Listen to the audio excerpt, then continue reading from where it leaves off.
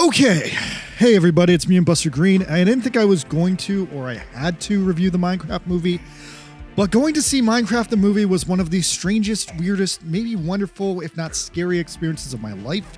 And I want to think that experience was so weird that I have to record this. I have to record this for my memories, because watching Minecraft the movie in the theater is something that I just did not expect.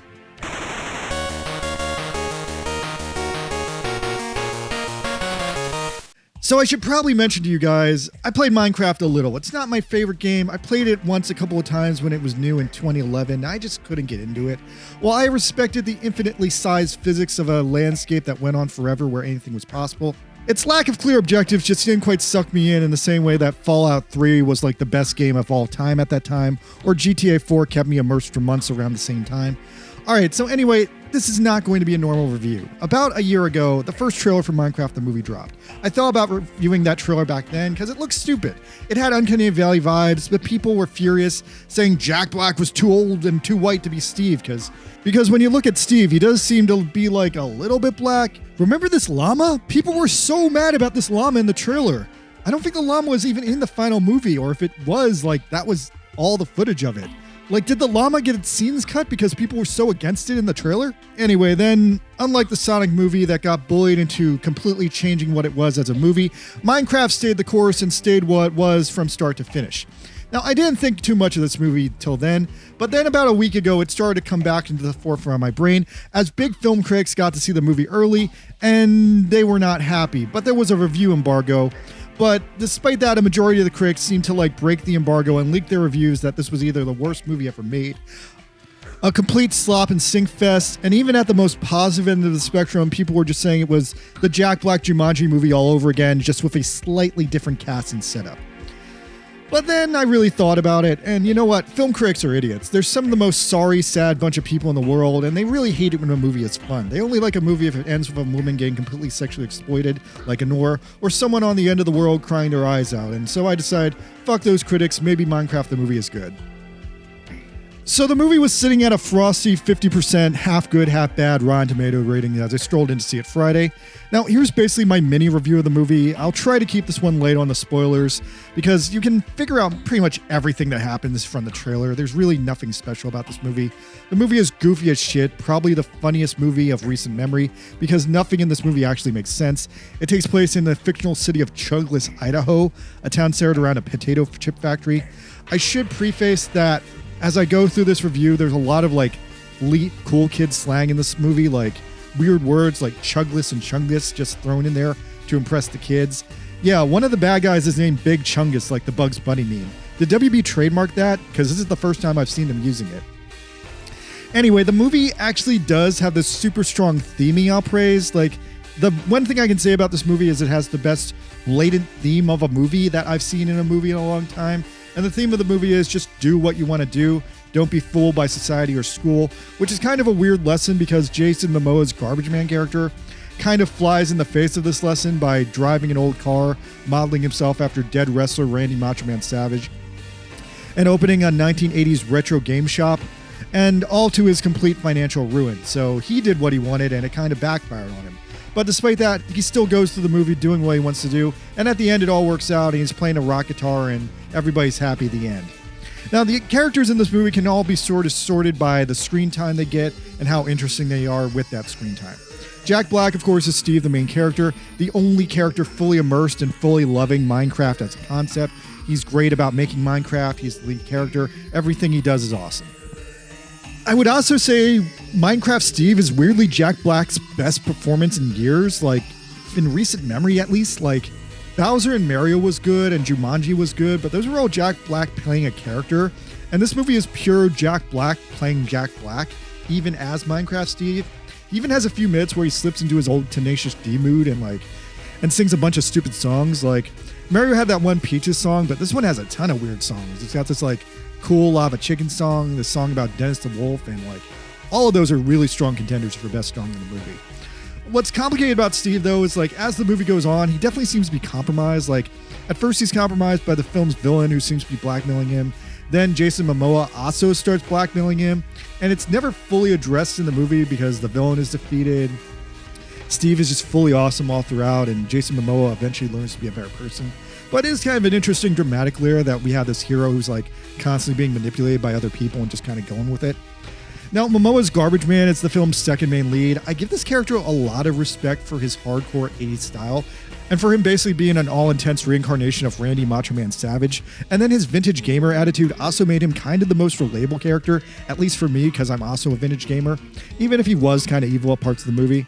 He's kind of the Vegeta to Steve's Goku, and then like, he's almost the villain of the movie because he's kind of a sketchy con man, but he never goes full-blown evil.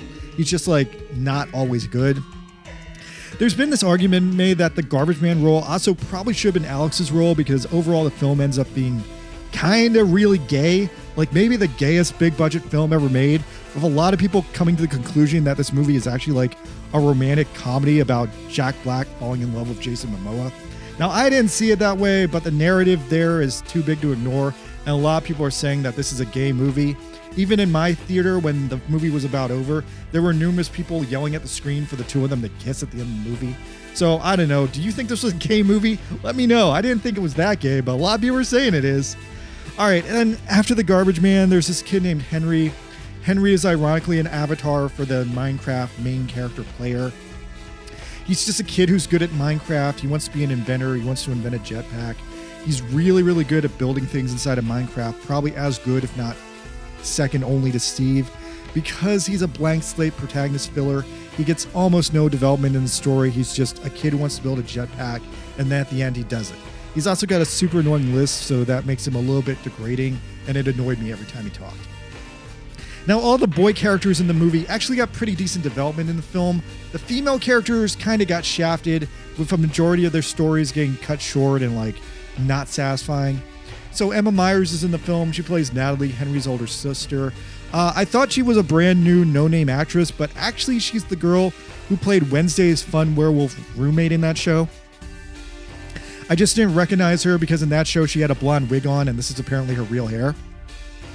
So first things first, she's introduced driving a car because she's driving Henry to Idaho to take on a job at a potato chip factory after their mom died, and that left them as like these orphan brother and sister with no money. It's a completely ridiculous setup, and I realize now looking it up that Emmy Myers is 23, and I guess she's playing the real-world 23-year-old version of herself.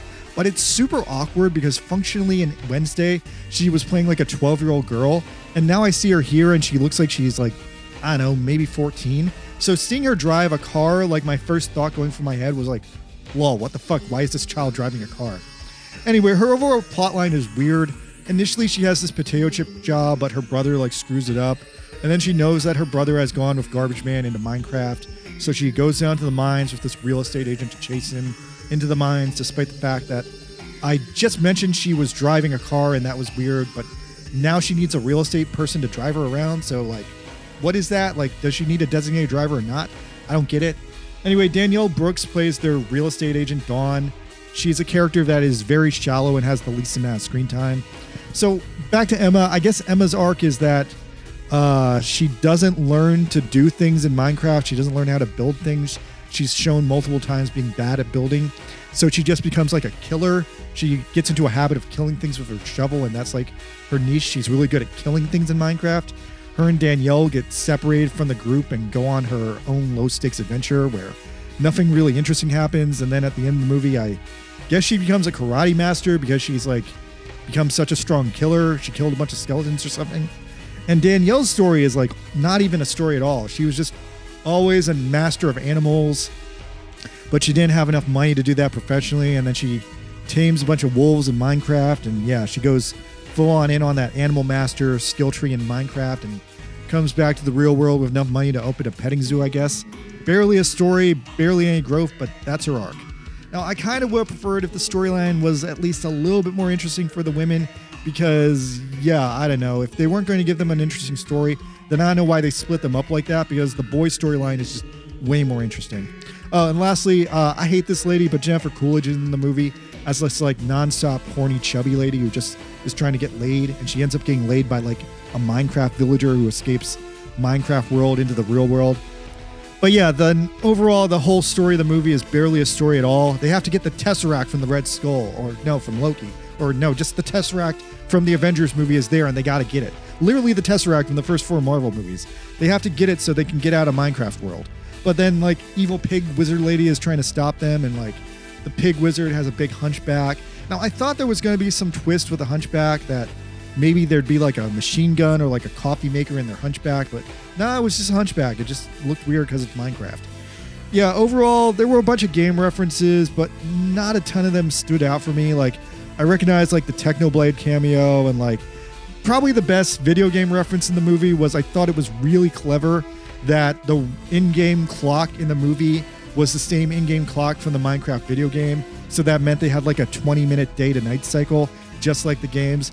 I thought that could have been a really awesome plot point, but they only use it like once in the film, and then they like completely ignore it after that. So that let me down.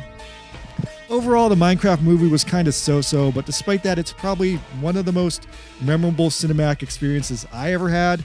And yeah, anyway, I got to get into a whole separate story with you guys about why this movie was so goddamn interesting. So I saw Minecraft at 4 o'clock on a Friday in New York City, and I like going to movies at 4 o'clock on a Friday because that's usually when the new movies come out. I can see them at matinee, and the theater is usually pretty dead unless it's a truly great movie. And to my surprise, Minecraft was sold out, and I was like, oh, that's weird. Maybe this is a truly great movie. But damn it all to hell, Minecraft is something else. Minecraft's baked-in popularity kind of saved the movie by turning it into maybe the first movie meme in history that the movie itself was the meme. So like Minecraft movie turned into like this like crazy like lawless meme party with like all these people going fucking nuts. It was maybe the wildest audience I've ever experienced in a movie, and I really mean that. Like, I've seen some wild audiences in movies before, but this one took the cake. Like, the only thing that came even close was the time I saw Dragon Ball Z, the movie Brawly, with a mostly Mexican audience who like respectfully cheered every time Goku landed a punch. Or like third place was maybe Avengers Endgame, just for all the crazy cameos in that final battle where everyone came back to life. But none of them came close to Minecraft. This was on a whole different level. Like, it came close to like the legendary chaos of like the Rocky Horror Picture Show, or like the meme screenings of The Room where everyone throws spoons at like Tommy Wiseau. Like, I was freaking shocked, honestly shocked, that despite this movie being out for like one whole day, half of this theater knew every line of dialogue and had it memorized. So I had to think, did these people come Thursday and then come back on Friday to yell at the screen some more? Like, people stood up, people clapped, people cheered at every meme line from the trailer almost every time Jack Black uttered any dialogue. And the audience was kind of fun at first, but as the movie went on and these people got more and more worked up, more and more crazy and wild from Minecraft being Minecraft, there was almost a fight at my screening, and that was fucking nuts. Here's what happened. So about halfway through the movie, as I'm just like watching Minecraft, a beach ball spawns in the theater and starts bouncing all over everybody. Bouncing randomly on unexpected people. You'd just be eating your popcorn, sipping your soda. Bam, beach ball to the back of the head. I think after that, people decided that throwing stuff was okay. Throwing stuff was on. So people started throwing stuff all over the place. There was popcorn, money thrown in the air. I think someone threw a quarter at me. I don't know. I didn't pick it up. I didn't check when it landed on the ground. Then at the climax of the movie, this random spazzy 12-year-old just stood up and started chanting, Minecraft, Minecraft, Minecraft, like when the final battle was happening. But the audience was not having this kid. They were annoyed at him, so the beach ball came back. The beach ball hit this kid in the head. Then people started throwing water bottles and popcorn at him. People got so loud and so rowdy that I could not hear how the movie ended. It looked like it just had a Shrek-style everybody dancing for no reason ending. But yeah, like, all hell broke loose. The cops showed up. The cops started shining flashlights at people. Like, there were angry faces. The cops had their guns drawn. Like, there was like a full assumption that like we were like minutes away from a full riot breaking out over fucking Minecraft, the movie starring Jack Black.